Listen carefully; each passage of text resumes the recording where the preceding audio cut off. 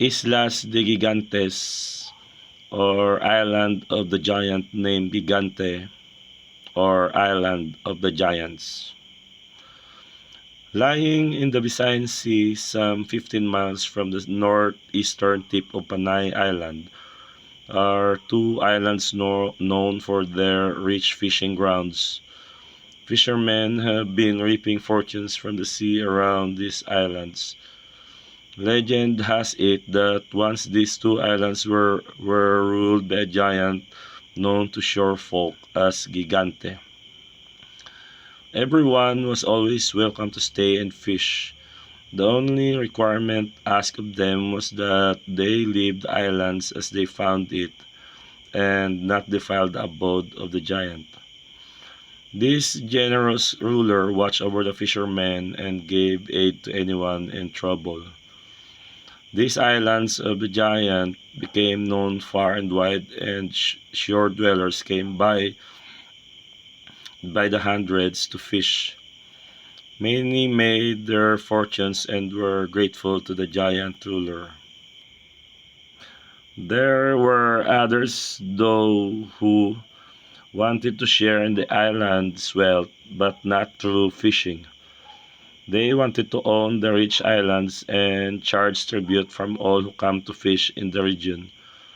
These greedy men were other giants from across the seas.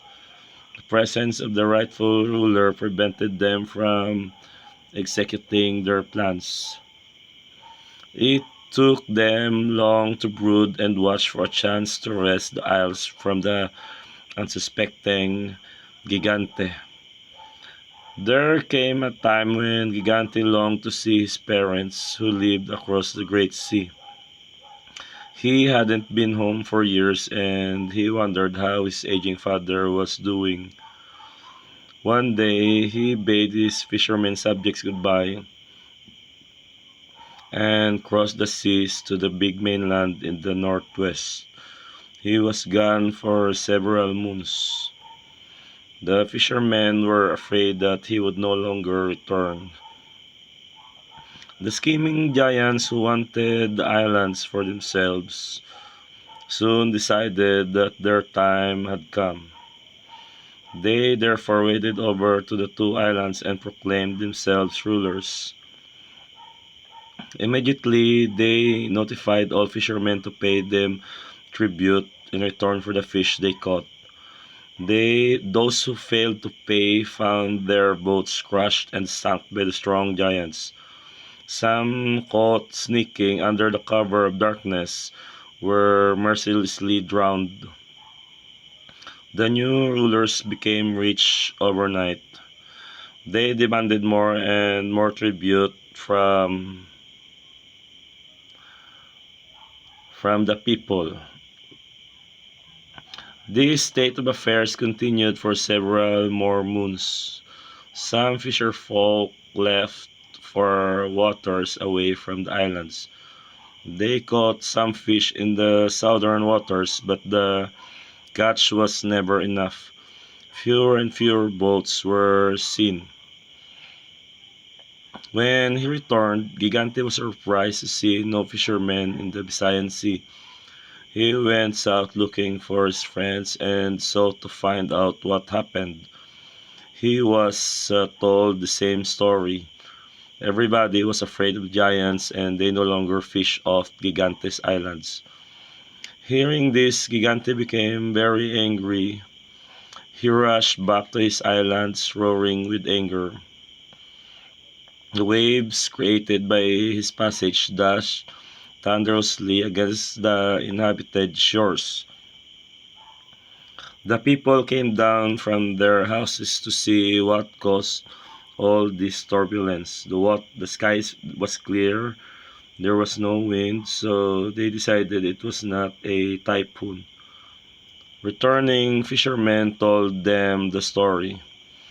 They hastened to bring their families to higher ground in anticipation of tidal waves that would soon follow. They knew what would happen if the giants met. The usurpers were surprised to see Gigantes striding toward them in anger. They did not expect them to come back, for he had been gone for a long time. They knew of Gigantes' courage and skill, but they were reluctant to part with their ill-gotten wealth, so they decided to fight. The battle was a terrible sight to behold. The combatants thrashed and exchanged thundering blows. The earth trembled.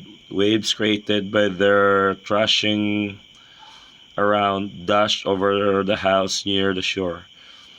Trees were pulled out of the ground and used as clubs. The battle lasted for days, and the combatants in their struggle raged up and down the Hintutulu Channel. Finally, only one giant rose from the swirling mass of torsos, arms, and legs. Gigante had finally conquered his enemies. The usurpers were left to drown in the sea. Only their feet could be seen above the waters. Gigante's victory was dearly bought. He suffered deep wounds from the battle. It was all that he could do to stagger back to his islands. As he lay prostrate upon the sands, his loyal friends came to help him. When he recovered, he told his friends that he had to go back to the mainland. His father was dead and there was no one to rule his big kingdom. He promised to remember his fishermen friends all his life. He left sorrowing friends who would forever remember what he did for them. Sand and coral piling upon the drowned giant's feet transformed them into islands. Today, these two big islands in the Visayan Sea are known as the Islands of the Giants, or Islas de Gigantes. The new islands on the Hintutulu Channel came to be known as Islas de Zapatos. One barefoot that became land is now known as Chinelas Island because it is shaped like a slipper. So this is our vlog for today, guys, and hope you enjoy this story, the legend about of Isla de Gigantes, or Island of the Giants, somewhere here in Panay, in Carles, in the town of Carles. And hope you don't forget to share, like, and subscribe, guys. And if you have any question or anything to say, just write on the comment sections below. And if you think this story is very tall or seems like more real or hard to believe, you may write on the comment sections below.